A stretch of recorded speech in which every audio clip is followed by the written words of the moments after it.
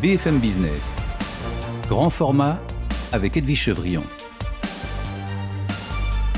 Philippe Dornano, merci de nous accueillir dans votre bureau. Ça représente quoi ce bureau pour vous? Une partie seulement de mon travail parce que je passe l'essentiel du temps plutôt sur le terrain. Ouais. C'est un bureau où on voit, alors on va détailler, rentrer dans le détail de votre bureau. On vous voit en train de faire du surf, enfin c'est pas vous, mais vous êtes un grand surfeur. Non, vous précisez bien que vous êtes fait très mal, donc merci. Je sais qu'il y a encore très peu de temps, vous étiez sur un lit d'hôpital.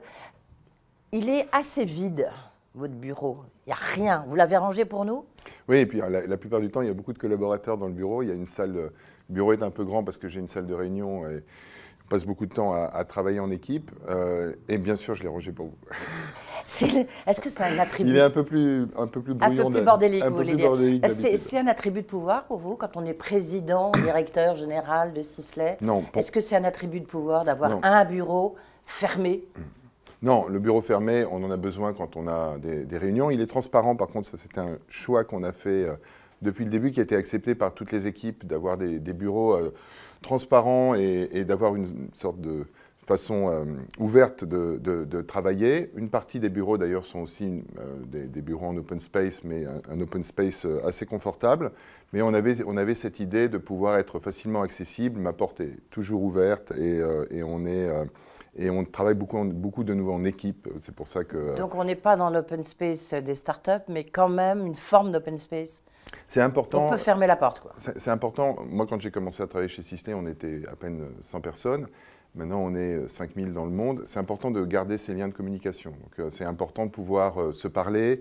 Et effectivement, la question sur le pouvoir est vraie. Si on veut justement rester accessible, il ne faut pas que le bureau soit trop impressionnant et il faut que les équipes sachent qu'elles peuvent venir facilement, qu'elles n'ont pas forcément besoin de prendre rendez-vous, qu'elles peuvent vous faire coucou à travers la vitre pour vous, parce qu'elles ont besoin de vous voir. On ne prend pas rendez-vous avec vous? Alors, un peu comme j'imagine. C'est-à-dire, on prend rendez-vous en principe, mais quand on a besoin de me voir, c'est assez facile. C'est-à-dire, notamment les équipes de direction. Et d'autre part, chez Sisley, toute personne qui voudrait me voir peut me voir. Ça, c'était une règle que mon père avait fixée.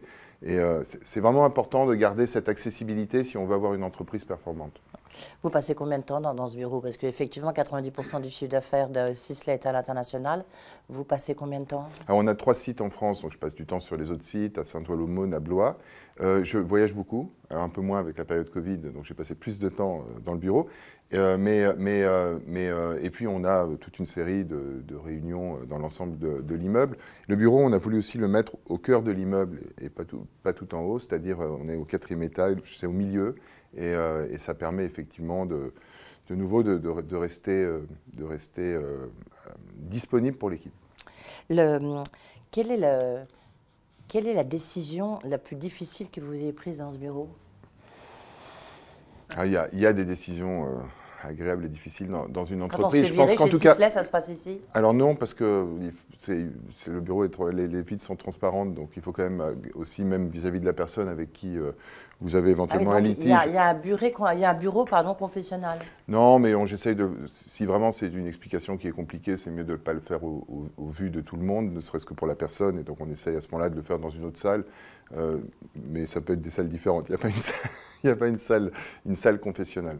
Et pour répondre à votre question, il y a toujours des décisions difficiles dans les entreprises. Il y a peut-être eu un moment qui a été particulièrement compliqué, ça a été les décisions à prendre au moment du début du Covid, où on ne savait pas très bien encore de quoi il s'agissait et où il fallait fermer ses bureaux d'ailleurs, demander à une partie des équipes... Tout était fermé ici? Ici, tout était fermé, ce qui était les recommandations. Vous ne veniez pas à votre bureau? J'ai déménagé moi dans les locaux où j'avais des équipes à qui j'avais demandé d'être en présentiel. Parce que c'était nécessaire pour que l'entreprise puisse continuer, donc la logistique et la fabrication. Donc moi j'ai déménagé sur le site de Saint-Ouen-l'Aumône et je me suis installé avec les équipes qui étaient en présentiel. Par contre, toutes les personnes qui travaillent ici pouvaient télétravailler et donc on les a mis en télétravail. La décision la plus importante? Parce qu'en fait ici, on est donc au cœur de Paris, dans le 8e arrondissement, magnifique immeuble art déco. Avant, vous étiez avenue Georges V, vous avez déménagé ici il y a combien de temps? Ça passe vite, 4 ans. Oui. C'est un immeuble qui vous appartient? Oui. Ouais. Et pourquoi vous avez pris cette décision? Parce que c'est un investissement très lourd pour une entreprise. Parce que Sisley, c'est vraiment l'entreprise de taille intermédiaire. On y reviendra, mais par excellence. Vous êtes aussi coprésident du métier. Qu'est-ce qui fait que vous avez pris cette décision importante d'acheter? Il y a combien d'étages ici? Il y a 7 étages et quelques sous-sols. En fait, c'était vraiment un problème de développement de l'entreprise, hein, enfin un problème. C'était la bonne nouvelle du développement de l'entreprise. L'entreprise, dans les 4 dernières années, elle a augmenté de 50%. Et donc, ça suppose plus de personnes, ça suppose des recrutements. On a recruté même en période Covid. Et ça nous a, et très rapidement, notre analyse, c'était que les bureaux de l'avenue Georges V n'étaient plus suffisants en taille, qu'il fallait se projeter dans des nouveaux bureaux. On en a profité pour acheter l'immeuble plutôt que de louer, mais ça, c'est plutôt une décision financière. Mais par contre, on avait besoin de pouvoir assurer le développement de l'entreprise.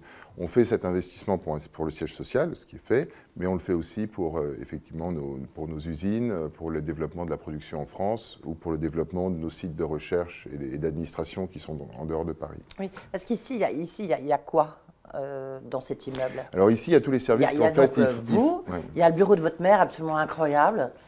On a ici tous les services commerciaux, parce que nos clients viennent à Paris, mais ils ne vont pas aller en dehors de Paris, donc c'est important de l'avoir. Les équipes marketing également. Tous les services qu'on a besoin d'avoir à l'intérieur de Paris. Tout ce qui est recherche et tout ce qui sont les services supports, par contre, sont à Saint-Ouen-l'Aumône, où on a aussi notre centre logistique. Et puis, tout ce qui est notre production est essentiellement à Blois, où on produit donc tous les produits Sisley. 95% de nos productions sont fabriquées en France. Il y a énormément, lorsqu'on se promène à travers les différents couloirs, il y a énormément d'œuvres artistiques. Il y a beaucoup de tableaux, il y a beaucoup de photos. Alors, si on commence déjà par chez vous, d'abord, il n'y a aucune photo personnelle. C'est un choix, à part le portrait de votre mère, Isabelle Lornano. Oui, c'est vrai. Est-ce que c'est un choix ou c'est juste pour nos caméras, non, vous vous êtes dit, non, je ne veux pas qu'on voit. J'ai touché à rien. Oui, non. Non, c'est un choix. C'est un choix parce qu'effectivement, le travail est un engagement professionnel et il me semblait que voilà, mes photos personnelles sont chez moi. Oui, enfin, en même temps, on est dans une entreprise familiale où il y a votre mère, votre sœur qui travaillent ici. J'ai pas besoin de mettre de photos puisqu'ils les Oui, c'est ça, c'est que vous les voyez tous les jours. Bonne réponse, bonne réponse.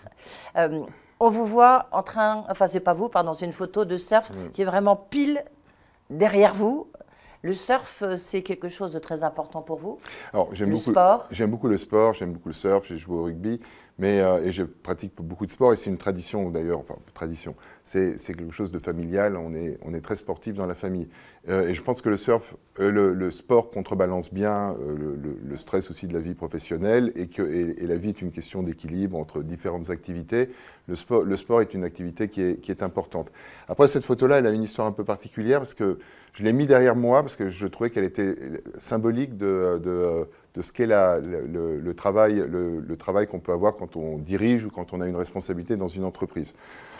En fait, vous passez votre temps à régler des problèmes et quand vous avez réglé un problème, un nouveau se présente. Et cette photo est une photo prise par Sylvain Cazeneuve, qui est un de nos grands photographes de surf français et un ami, et qui est une photo de Laird Hamilton, la légende du surf à Hawaï, et un jour où il est mal placé dans le spot de Jaws, les surfeurs connaîtront, c'est le spot de vagues géantes de Hawaï, et il est obligé de ramer vers l'extérieur pour essayer d'éviter des vagues de plus de 10 mètres qui lui arrivent dessus. C'est le tout début du gros surf, donc il n'a pas de gilet, il n'est pas protégé.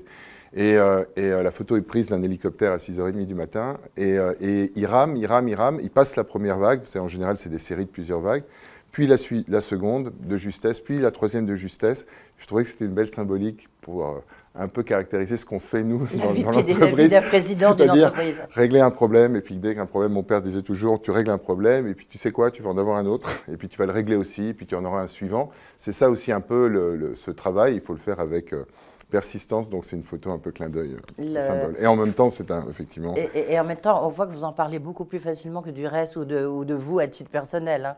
C'est vraiment quelque chose qui compte pour vous. Vous auriez pu vous installer, parce qu'ici, donc, dans les plus beaux quartiers parisiens, vous auriez pu vous installer dans la Tour de la Défense, où quand vous êtes un produit de luxe, Sisley, c'est un peu des produits de luxe, vous n'auriez pas pu vous installer à la Défense? Ça dépend de la taille de l'entreprise, mais non, nous, entreprise haut de gamme, on a toujours cherché, comme on vend à l'étranger, que la France a une image, à se situer, en tout cas pour notre siège social, dans un quartier qui représentait quelque chose pour l'étranger. Dans le triangle d'or, comme on dit. Et quand mon père a commencé Sisley, il a recommencé sa carrière professionnelle à 48 ans en lançant une nouvelle marque. Oui. Mais on était sur les Champs-Élysées, dans 2 pièces, sous les toits. Alors effectivement, il n'y avait pas beaucoup de place. Mais on était sur les Champs-Élysées. Non, et surtout, on mettait Champs-Élysées Paris sur nos produits. Donc il y a cette image française, même si vous êtes une toute petite marque et que vous commencez, qui est utile. Et donc c'est important pour nos marques d'être... on a contribué à créer cette image un petit peu, et en même temps, on s'en sert et elle nous est utile quand on va vendre nos produits en Corée ou aux États-Unis. Philippe Dornano, comment réenchanter le mot bureau? Parce qu'aujourd'hui, aller au bureau, c'est une contrainte. Il y a toute une jeune génération qui ne veut plus aller au bureau. Il y a même le télétravail rencontre un grand succès. Comment réenchanter le mot bureau? Alors, d'abord, je pense que la réalité est plus diverse. C'est-à-dire qu'il y a effectivement une perturbation à cause du Covid qui nous a changé nos habitudes de vie, mais on est tous différents devant cette situation de bureau. Il y a des gens qui ont énormément souffert justement des confinements et qui n'aiment pas travailler chez eux. Et on avait des gens qui revenaient ici en disant « j'en pouvais plus, je suis tellement content d'être là ». Et au contraire, vous avez des gens qui ont pris des habitudes et qui sont... On n'est pas tous égaux non plus, ça dépend aussi de notre logement. Est-ce qu'on est dans un tout petit studio ou est-ce qu'on est dans une maison avec un jardin en banlieue parisienne? C'est pas la même chose en termes aussi de télétravail. Est-ce qu'on a des enfants? Est-ce qu'on n'en a pas? Donc la situation est très diverse. Ayant dit ça, je pense que c'est très important, en tout cas, je ne sais pas s'il faut réenchanter, mais d'enchanter ou d'avoir en tout cas une qualité de vie au travail qui soit bonne, parce qu'on y passe l'essentiel de son temps. C'est pour ça qu'on aime mettre des œuvres d'art, et je pense que ça plaît à nos équipes. C'est pour ça qu'on aime avoir un espace où on a plaisir à venir travailler. Si vous avez un espace où les gens viennent travailler le matin avec plaisir, même s'il y a parfois du stress, etc., vous allez attirer des talents, vous allez avoir des gens qui vont être contents dans l'entreprise, qui vont y faire carrière, et ça vous donne un vrai avantage. Et puis après tout, on y passe l'essentiel de notre temps, autant que ce soit un endroit agréable. Est-ce que ceux qui travaillent sur le centre de recherche à Saint-Ouen-le-Monde, ceux qui travaillent aussi, vous avez une usine près de Blois, bientôt une deuxième, là encore on va y revenir, ils ont le droit de venir ici, ils peuvent venir ici ou surtout pas? Absolument, ils peuvent venir ici et ils viennent. Les équipes d'ici aiment bien aussi aller visiter l'usine, aller à Saint-Ouen-le-Monde, et on essaye à ce que chacun de nos sites soit de qualité. Là, on a un grand projet d'investissement de près de 40 millions d'euros à Saint-Ouen-le-Monde. L'idée, c'est que le dernier site soit le plus beau, et donc l'idée de faire de Saint-Ouen-le-Monde un vrai lieu de vie, sans céder aux modes, une sorte de campus, où se mélangent différents types de métiers.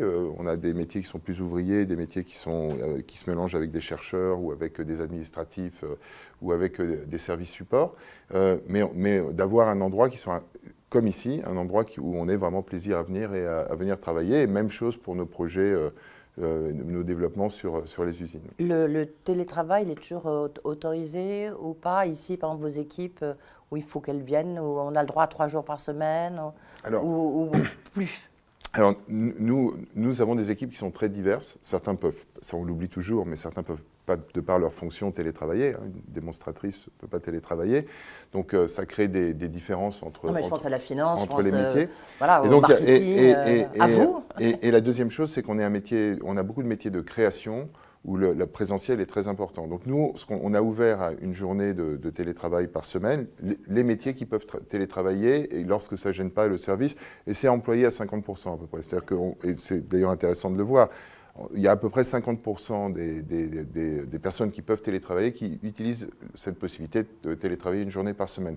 Par contre, nous, on a une autre spécificité aussi, c'est qu'on ne travaille pas le vendredi après-midi. Quand la France est passée aux 35 heures, en fait, nous, on a moins de jours de congé, mais on ne travaille pas le vendredi après-midi, ce qui effectivement est une particularité de Sisley. Enfin, oui, c'est-à-dire sauf ça. Donc le télétravail, il est surtout le vendredi matin, c'est ça? Non, pas du tout. Alors c'était intéressant parce qu'on l'a monitoré pour se rendre compte si c'était... Au début, on l'a fait comme une expérience pour voir si ça gênait notre efficacité, si ça nous perturbait. En fait, on s'est rendu compte que non, ça ne gêne pas notre efficacité, ça fonctionne plutôt bien. Et le télétravail, la possibilité de télétravailler se répartit assez uniformément sur toute la semaine. On aurait pu penser que ce serait le lundi ou le vendredi, ou peut-être le mercredi, le jour des enfants, mais en fait, non, on est assez bien répartis entre les jours. Et vous-même? Moi, je télétravaille le samedi et le dimanche. Oui, d'accord, ok. Oui, d'accord. On va marquer une pause, on se retrouve tout de suite, Philippe Dornano. On va d'abord raconter un peu votre itinéraire, parce que finalement, il n'y avait aucune raison que vous deveniez le patron de Sisley. Vous allez tout nous raconter, et puis en plus votre univers, parce que la tradition, le luxe, vous êtes un peu tombé dedans lorsque vous étiez petit. On voit ça tout de suite. Grand format sur BFM Business.